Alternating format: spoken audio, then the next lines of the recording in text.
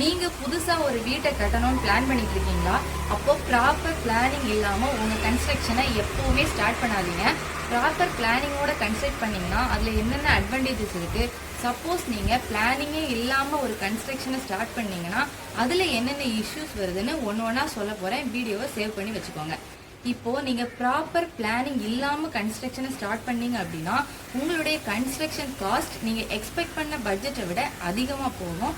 அதே மாதிரி உங்களுடைய டிசைனிங்ல மிஸ்டேக்ஸ் வரும். அது இன்டீரியர் டிசைனிங்கா இருந்தாலும் சரி, எக்ஸ்டீரியர் டிசைனிங்கா இருந்தாலும் சரி, உங்களுடைய பில்டிங் குவாலிட்டியா இருக்காது. அதே மாதிரி ஒர்க் வந்து டிலே ஆகும்.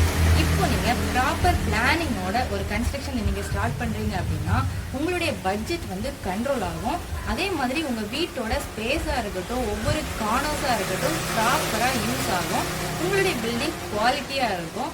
அதே மாதிரி ஒர்க் வந்து நீங்க எக்ஸ்பெக்ட் பண்ண டேட்ல ப்ராப்பரா ஃபினிஷ் ஆகும். ஸோ பிளானிங் அப்படின்றது ஒரு பில்டிங்கோட ஃபவுண்டேஷன் மாதிரி.